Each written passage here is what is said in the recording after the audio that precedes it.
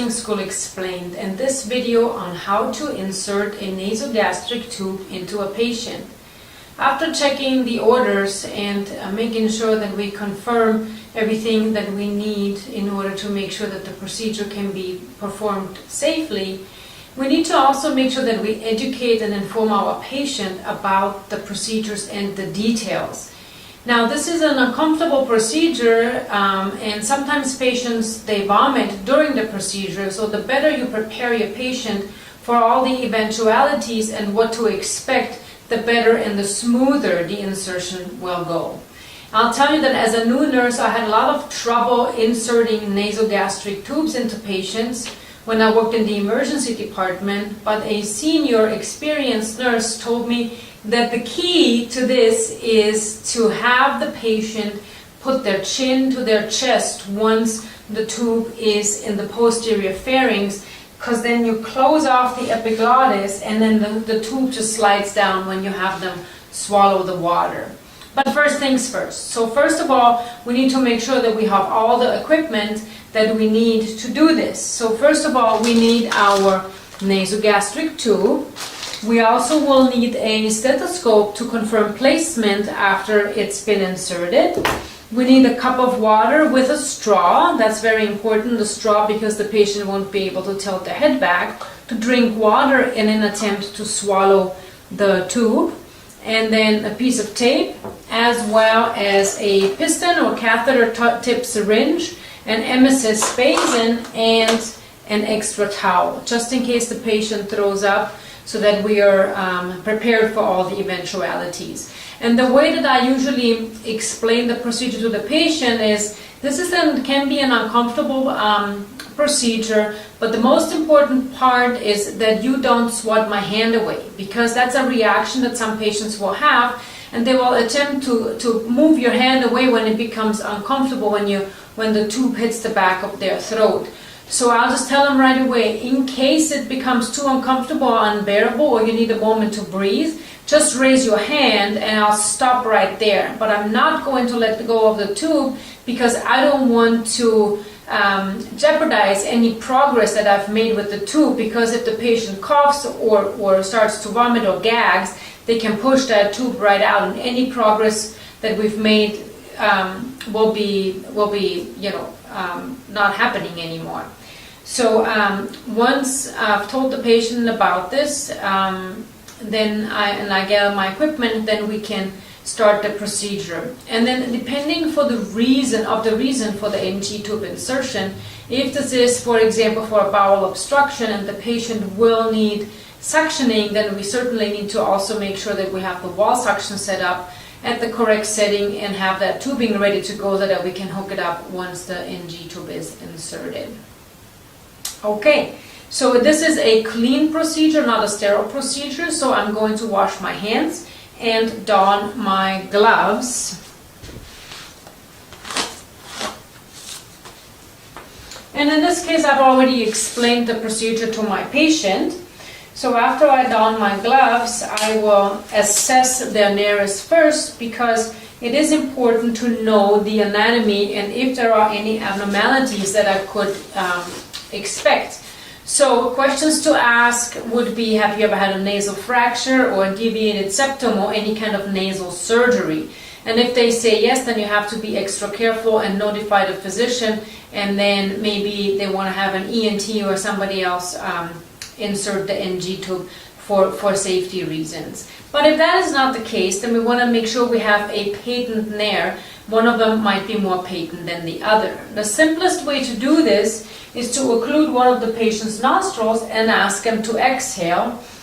And then you can see, or you can actually hear, if there's patency and airflow. And then we do the same thing on the other side, exhale, okay, and then we can know that. The other thing you could do is use a sterile Q-tip and insert it gently into the patient's nostril, kind of like you would do when you correct a nasopharyngeal swab for a respiratory secretion panel, or swab for any kind of testing, and to see how patent the nostril is.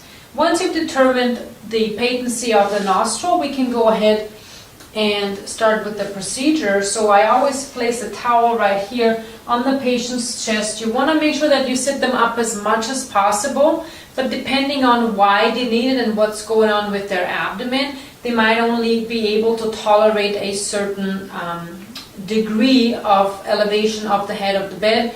But the minimum you should aim for would be 45 degrees. Otherwise, it's going to be more difficult to insert this NG tube.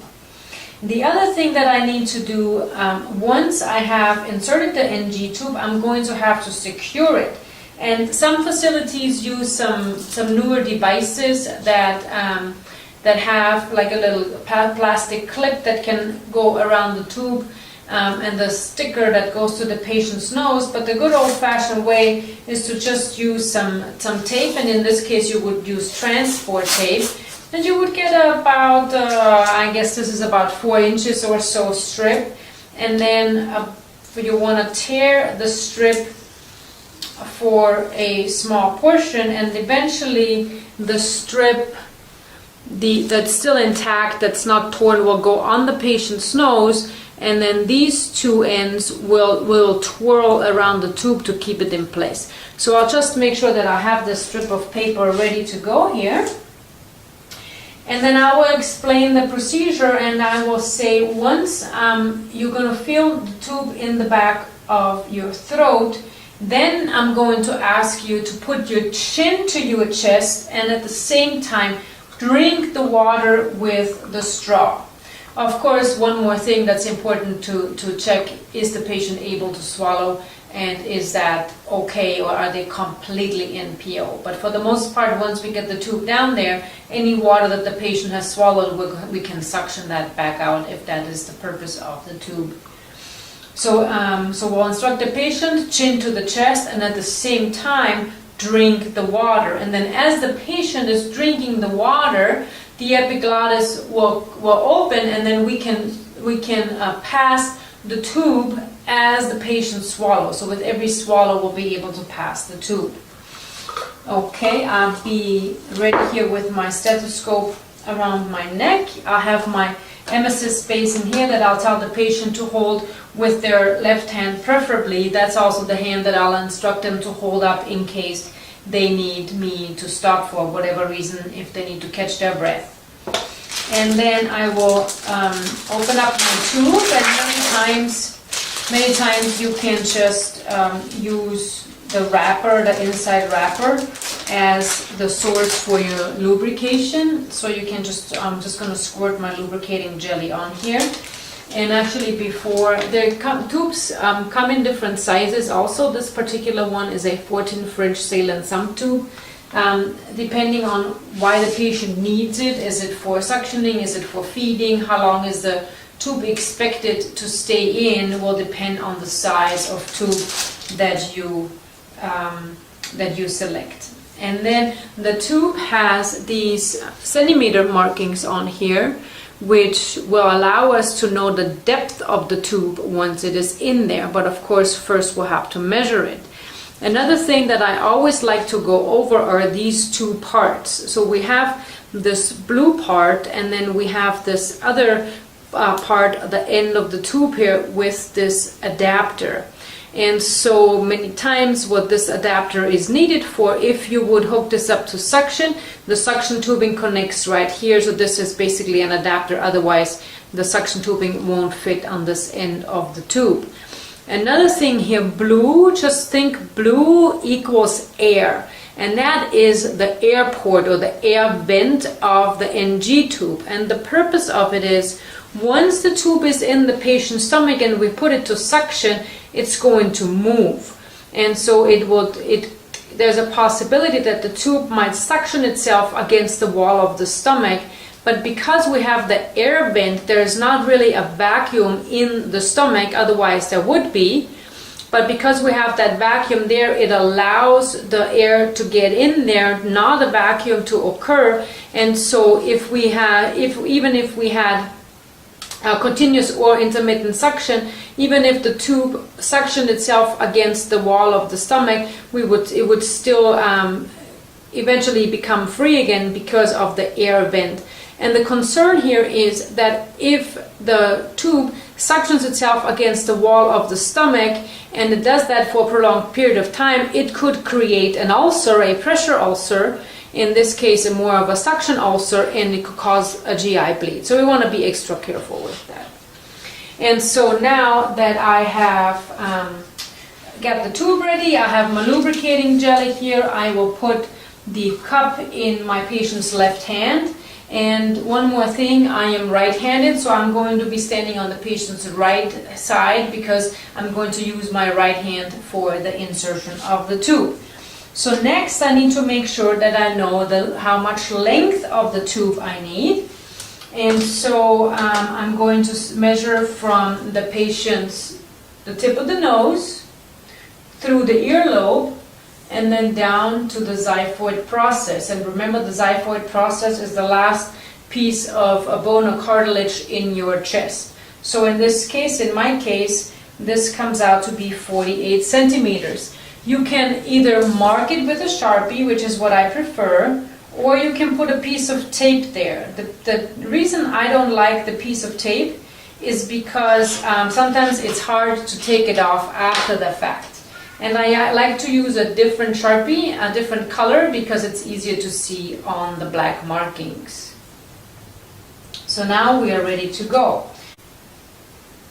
So now that I know the length of my tube, I'm going to lubricate it, and I want to make sure I lubricate at least the first 10 centimeters or so of the tube to make this easier for the patient. Okay, sir, I'm going to start the insertion of your tube now. Once I hit the back of the throat, we're going to take a quick break, and then once you feel the tube in the back of the throat, and I instruct you to do so, please drink the water and put your chin all the way to the chest. So here we go. So I'm going to start inserting the tube by aiming more back rather than up. Some people think you go up, but it really the nasopharynx opens up more towards like a straight line rather than up. So now I'm hitting resistance. Okay, sir, now I'm hitting resistance. What I need you to do now, please pick up the cup with the straw and put your chin all the way to the chest. So I'm going to have him do that. And then while he drinks the water, I'm going to continue inserting that tube. And he might cough or gag, and if he raises his hand, I'll just stop right here. But I will keep my hand on the tube because I let go. If I let go, it might slide back out. So the patient is coughing, I'm gonna give him some time to breathe. And then once he's okay again, now that I'm past the epiglottis, I can actually have him bring the chin back up. And I just continue inserting the tube until I get to my blue marker right there at the tip of the nose, which is where I started, where I marked it. Now that that's been done, I'm going to take the tape that I'm going to use for securement, and the bigger part of the tape that's still together, I'm going to tape on his nose. And then I'm going to use the two ends that I have here to twirl around the tube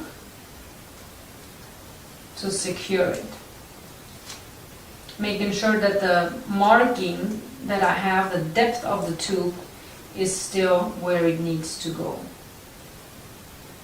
Now that I've secured that, I'll definitely make sure my patient is okay. And then depending on the order, I'm either going to hook the end up to suctioning. The other thing that I can do is I can hook up my catheter tip syringe to the end of the tube, but I'll have to take this adapter out, and then aspirate the fluid. And this is one of the verification methods that could be used to measure to see if we're in the right spot. And then the fluid that I have aspirated goes on a pH card where it reads the stomach acid, and I know then am I in the right spot by the pH of the stomach. The other two verification methods are either an air bolus, which is where I fill my syringe with air, and typically about 30 mL are okay. I put the end of the syringe on the tube, and then I take my stethoscope and I listen right over the patient's stomach. And as I am inserting the air bolus, so pushing that air in, I'm going to hear the gurgling in the patient's stomach. If the tube were in the lungs or had gone through down to the trachea, then I wouldn't hear the gurgling because the lungs are supposed to have air and it's just going to sound like a deeper breath.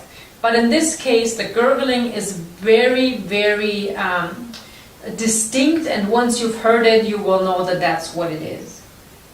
The third verification method is a chest x-ray, which is the most reliable method, but also make sure that you know at your facility what are the method or what is the policy to do a verification of the NG tube placement after the insertion.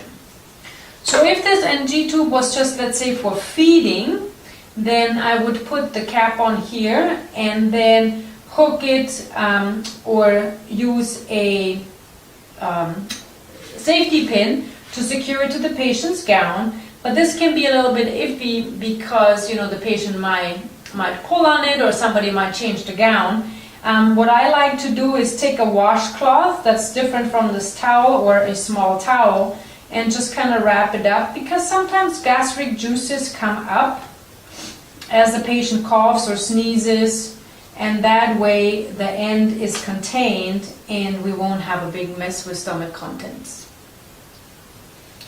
And that will take care of the NG tube insertion. Of course, we'll take care of our patient and document all the findings that we had, particularly how deep or how far the tube went in, the length of it, how the patient tolerated the procedure as always, and then any kind of verification method that we used, such as the gastric acid aspiration or a chest x-ray, and then we can just refer to the chest x-ray or the air bolus, depending on, again, the facility that you're working at.